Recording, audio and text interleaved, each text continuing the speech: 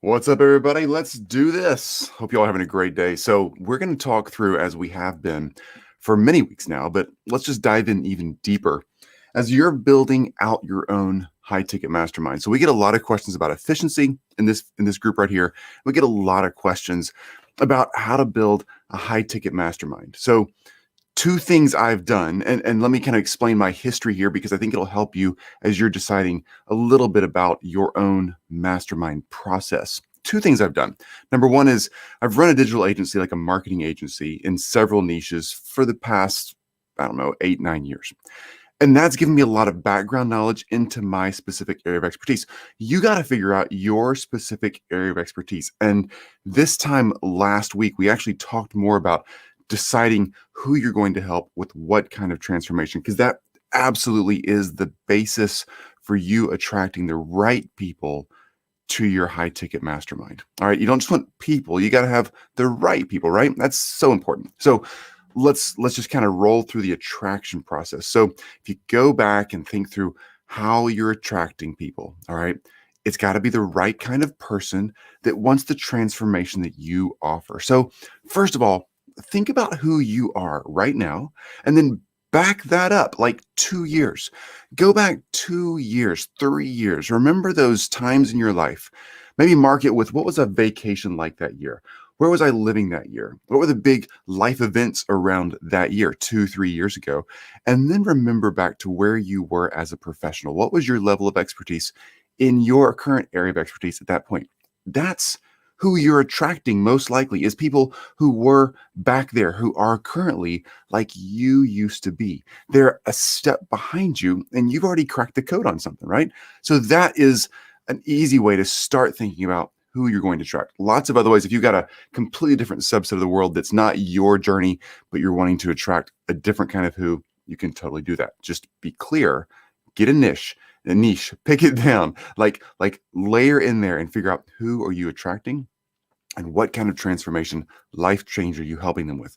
What kind of drain and doubt are you helping them overcome in life to accomplish their dream, right? We talked about that dream, drain, doubt methodology.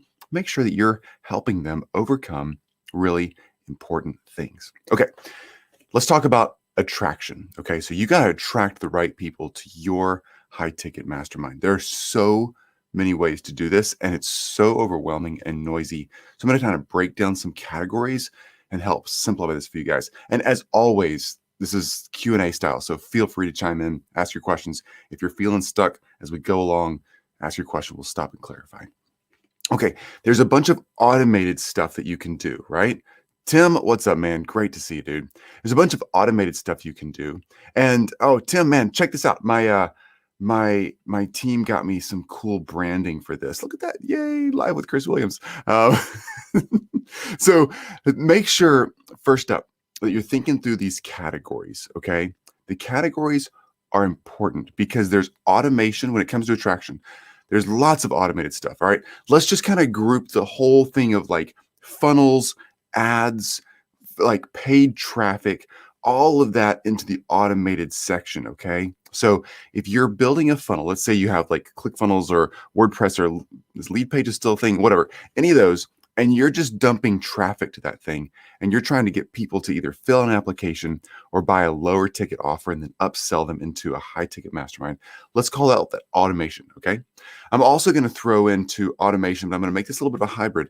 If you're using any kind of bots that are out there on social media acting as a real human to attract people to you, like if you're using any kind of messaging bot on Facebook or LinkedIn or Instagram or something like that, that's going to be kind of automation for sure, but it's trying to act like an organic process, okay? We all know when we click on an ad, it's automation. Sometimes we don't know if we're interacting with a bot. We'll talk through some pros and cons of that. And then let's move to the third section here. The third section is really, what are you doing to just be 100% organic and authentic and really work with the people you've got as you talking to them. Yeah, Tim, transparent overlays. Gotta love that, right? All right, so here is how this works. Absolutely. We're going to take some reverse order. I just walked you through automation, then that middle ground, just big general broad categories. And then the really authentic organic way. You got to automate the organic. All right. When it comes to attraction for anything high ticket, all right, unless you already have a huge pre-existing audience, like thousands of people on an email list, something like that. And by the way, a lot of people who kind of preach the whole automation thing, like, oh, you can build a funnel and throw all these ads, I'll add dollars at it and just boom, you're going to figure it out. It's going to get the numbers for you. That's really not true. You got to have an organic process that you're automating. So unless you have a huge list already, which means you've already dialed in your who and your what and a lot of things that are working for you, you really got to have that organic process first. So pick your favorite social media platform. All right. Doesn't matter to me what it is. It could be Facebook, it could be LinkedIn, Instagram, Clubhouse. Where are you most comfortable? All right. And hang out there. It could be TikTok. Twitter. It doesn't matter. Everybody is everywhere. All right. I know there are probably some places where, let's say, huge corporate CEOs, let's say they hang out more on LinkedIn than TikTok. Probably so. But there are a lot of huge corporate CEOs on TikTok. Okay. Just saying. Let's say that your market is, let's say 22-year-olds who are, really into travel. Cool. They're probably on Instagram more than on Facebook, right? But there's a ton of them on Facebook too. I'm trying to say that to say if you're more comfortable on Facebook and you're going after a market of 22-year-old travel-oriented people, it's okay to market on Facebook. Just because there might be 60 or 70% of them on Instagram doesn't mean the other 30% that are on Facebook aren't your market. And there are so many more of them than you can ever work with on any platform. So first of all, pick the platform you're most comfortable with. Okay. And then we're going to get out there and you're going to start telling your story. You're going to really start working with who are you talking to? How are you communicating your transformation to them? That is so important. What really matters is that you communicate your transformation. You help them understand how you have overcome your doubts and the drain of life that stopped you from doing what you figured out how to do and how it's helped you accomplish your dream. All right. Figuring that out is what they want to do. You're letting them know, hey, I've gone before you. I figured it out and you can do this too. All right. Oversimplifying it in these conversations is extremely important because you can get down deep in the nitty gritty. But honestly, that's e-course kind of territory. It's what happens in your real mastermind kind of territory. It's reading a book. When you're just doing like a podcast or a 30-minute live or something like that, you got to just simply say, here's the broad categories and help them see how they can accomplish it. They can go YouTube it to death. They can go read a book. They can engage in your services more and more if they want to. But bottom line is they got to catch a vision about who they are today, where they want to get to, their dream. I want to go from where I am now to this big dream I have. And I need some very simple steps to understand how to get there. So first of all, use organic methods. Start your own Facebook group and talk about what you do in there. Start your own big LinkedIn thing, like just start going to town with LinkedIn and talk about what you're doing there. Jump on Instagram and talk about what you're doing there, right? Do the Clubhouse thing, get a podcast. And let me read this thing from Tim real quick. Tim, I'm offering a 6-week group coaching program for $14.97 for people who want to make massive impact by launching their own live show in 6 weeks. Super cool, man. Never charged this much before. I create a sales page, but any other tips of how to attract people after normally offering low-level programs? Yeah, Tim, first of all, dude, that 6-week group coaching program right there for $1,500 basically, making a massive impact on people launching their own live show in 6 weeks. Dude, you could charge more than that. And that is right there so valuable for anybody who's trying to figure out how to launch their own live show on any platform. The amount of time they're going to spend trying to crack the code on that and not get good at it, man, that's a big deal. You're fixing to save people so much time. And honestly, you're probably going to save them close to $1,500 just in helping them make the right purchases on equipment and setting up their studio or whatever you help them do. That's a big deal. What if you took that offer right there, Tim, and you said, hey, this is a $2,500 offer or a $5,000 offer. And it's going to be, I'm just going to go with, yeah, you'd love to charge more. Let's do it. I would just say, like, this is a slightly longer offer, maybe an 8-week or 12-week offer. And I know it's home studio or launching a live course, but there's a lot to it, right? We got to learn to look at a camera. We got to learn to get our audio right and our video and our lighting right. Not just the studio setup, but there's a lot of comfort in knowing how to do this on-screen thing. So let's say that you made it a 12-week process. You take people through it who already have a proven offer. They're just trying to make the transition. So you know you're working with people who already have cash flow and already know how to make money. You're helping them make a transition to a different stage, a different platform, right? So if you made it a 12-week process and offered accountability in there, hey, we're going to show up 12 weeks in a row. We're going to do the homework. We're going to measure your studio. We're going to get the lighting and the technology and all that figured out. And then we're going to roll in and we're actually going to keep you accountable in the process. At this week, you got to show up with your audio equipment, this week video, this week lighting, just making this up as I go. And then we're going to start doing some drills, looking at the camera, making sure we get things right, showing us how to do StreamYard or whatever we're going to do. Then that would be a process that you could probably attract a higher end buyer to. Somebody who's already successful, already got their process and their product dialed in, but they just need help cutting the time it takes to go live. I would kind of lean that direction. There's a lot of, I would think in the coaching consulting space right now, there's a lot of folks who are struggling with how to actually do all the technology. Still, even after a year of a little bit of craziness out there, just everybody having to go virtual, a lot of that's still out there. So I would raise your prices and I would sweeten that up a little bit and stick with it. I would be charging $14.97 for the e-course, the recordings of what you did in your mastermind. But Tim, that's a really cool process and product right there. Love it, man.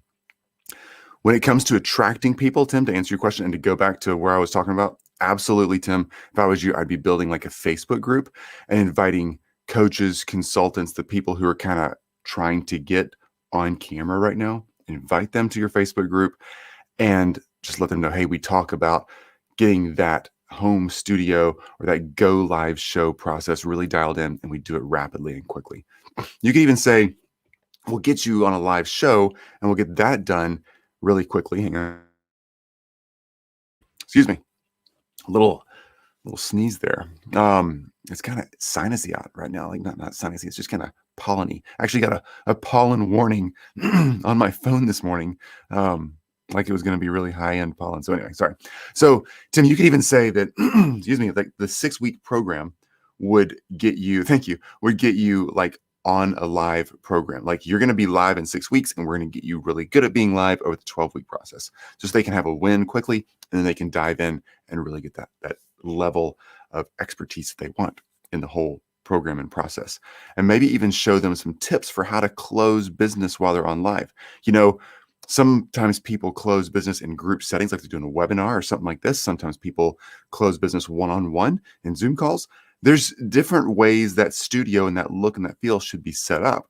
If it's one-on-one and more intimate, more personal, versus if it's a, live show or a webinar, or they're on a virtual summit or whatever, that kind of thing. So hope that helps.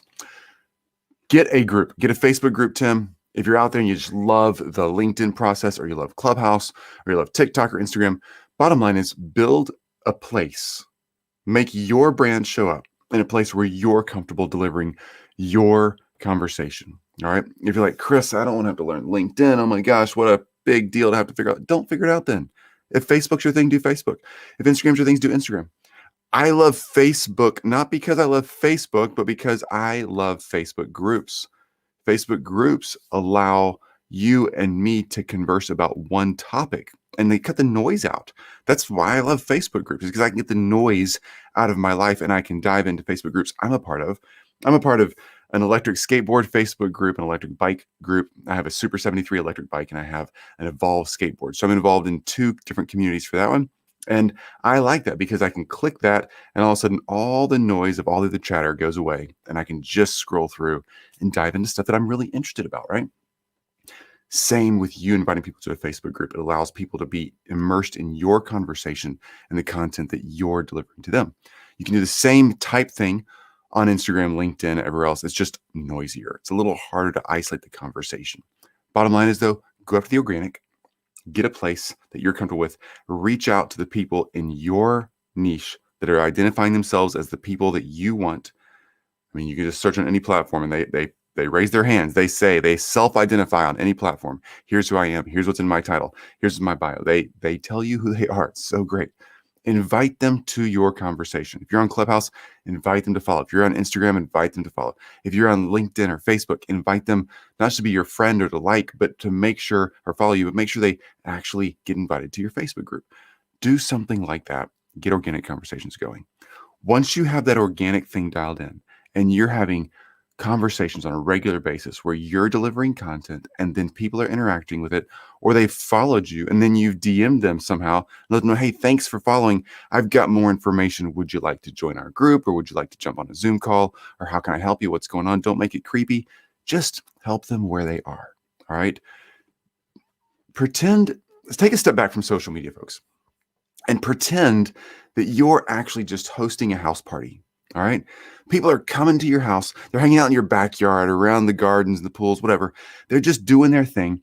And it's not your job to try to force them to have some hors d'oeuvres or a drink or to make sure they have fun. It's your job to just simply say, hey, come on in. So glad you're here. Hey, drinks over there, food's over here. Love to introduce you to my friend over here. Anything I can get you, right?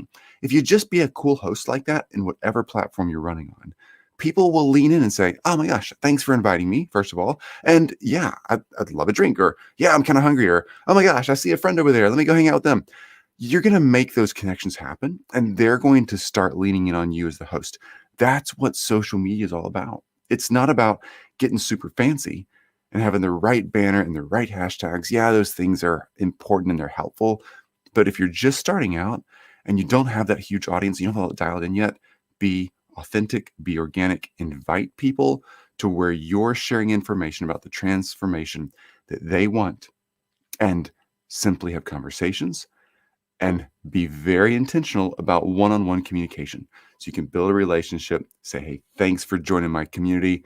Here's what we talk about. Is there anything you'd like me to talk about in the future? You can ask questions like that. Just get them talking. And if they come up and ask for something that you're really good at, then great. Say, hey, I'm really good at that. You want to jump on a Zoom call and talk more? Or, hey, thanks for mentioning that. I'm going to present something next week to answer that question specifically.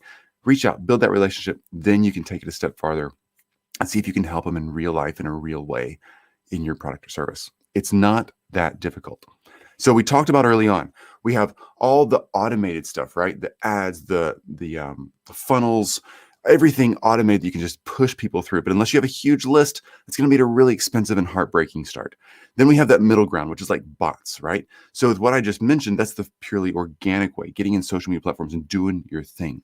The bot structure, which I don't personally use bots. I know a lot of people do it, and it's fine. I don't have a problem with it. It's just not my thing. I like the full, authentic, feel of organic one-on-one conversation. But bots help you, particularly on LinkedIn, they help you just kind of identify a lot of conversation threads and see who's going to buy into that conversation thread. Again, that's not my thing. It's a little more automated, acting like it's a human. Again, that's not a bad thing. It's just not my thing. If that's what you want to do, make sure that you understand the one-on-one communication and have done that work before you engage bots. Otherwise, your bots will fail and you'll get a lot of negative feedback. If your bots are repeating what you know works organically and you've really done the organic work, which, folks, is real work, then your bots will work, okay? Assuming the platform you're on doesn't kick you out for using a bot, but that's a whole nother issue, right? And then let's talk about the full automation process. All right, landing pages, running paid traffic to landing pages, doing webinars, VSLs, like video sales letters, things like that you're putting out there that are really automated, and you're just dumping people through a lower ticket or a free offer to get them in a buying cycle. Again, that's great stuff, but you got to know what has been working organically and then what has been working in an automated sense. But that transition, you have to dial in the organic first, because if you try to automate a vacuum, you will get a vacuum in return. If you automate the organic that has been working, then that will start working. There's little bridges you have to make, like, okay, so when I reach out to someone organically, one-on-one, in a direct message on social media after they've been in some, let's say, Facebook group, for instance. I know that process. If I'm transitioning that to really a cold ad hitting a cold audience, what is it about my one-on-one and Facebook group conversations that I can repeat and make relevant and make that Facebook ad seem the same way? Because whatever it is that's working in the organic space needs to work in the automated space. You got to just transition the organic feel that you've got into that ad and into the steps that go through your funnel so that it feels very similar, because you've already got something that's working with your personality in your market. So going and creating something that's not your personality and not your market, and you've hacked someone else's funnel completely and not made it your own, you're not them. Unless your personality and your market match that person's exactly, you're simply not them, and it'll create burnout for you and your market. So you automate the organic. So go out there first up, right? Unless you have a large list already, go out there first up. Work in the space you're most comfortable in, meaning the social media platform you're most comfortable in. Build your own space in that platform, right? You can go stalk other people's Facebook groups, or you can have your own Facebook group. It is easier to find thousands of people by stalking someone else's Facebook group. But if you really want to have a meaningful conversation with someone and be seen as the expert in your space, have your own Facebook group, right? You can stalk other LinkedIn groups and conversation threads, or you can create your own. And I know it might seem like crickets for a while and no one's there for a while, but invite the people that are on profile for you to your space and have meaningful conversation in your profile, in your groups, in your lives. If you've got that kind of capacity on whatever platform you use, have meaningful conversations. Even if there's not a lot of comments or whatever going on, it's okay. People will come back and stalk you and they'll realize, oh my gosh, this person's got some good information. It doesn't matter how many people are watching live. What matters is that you're doing it out there. It doesn't matter how many people comment on it. What matters is that you're doing it. Because the stalkers, when you reach out to someone just like you do, we stalk each other, right? We just put their profile, see who's on vacation, who's their spouse, who's their dog, and oh yeah, look at all these things. Oh man, they got some good information here. That's all you want them to think. That way you can jump in there and continue to add value and build that know, like, and trust model. That is how you start the attraction process and get it really up and running in that high ticket mastermind space or one-on-one coaching, or quite frankly, done for you services. It's the same. If it's high ticket, relationships are the big foundational piece of that. Hope that helps. Do that work. You'll get results. As you're going through that process, once you build a relationship and people are saying, yeah, here's what I'd like to know more about, or can you help me with this? Or man, I love your group, or whatever they're saying. If there's a real interaction going there, then make the ask. Jump out there and say, hey, let's jump on a Zoom call and talk more about this. If I can help you, I'd love to. Do the real work. Once you go through the process of building that relationship in the larger platform and then one-on-one messages, the people who are leaning in and talking more and more to you will jump on a Zoom call with you because they've already come to know, like, and trust you. And they know that your information is relevant and that you're the real deal. And that's a good thing because that shows you and confirms for you who your market is and who they're not. And it confirms to you what kind of messaging is working, what kind is not. It lets you know that the transformation you're offering, the solution that helps them accomplish their dream and overcome their drain and their doubt, it helps you identify that and confirms that for you and gives you a great chance to talk to real people in a real space. You got this. Go out there and do the work to get the results. Any of you that are in my mastermind know I say it all the time, do work, get results. In this attraction process, it's work because you got to actually show up and do the organic so you can figure it out. And it takes some time. But over a couple of weeks, literally, you can get sales results out of that. It doesn't take a long time. It just takes intentional work. All right, kids, talk soon. You got this. Do work.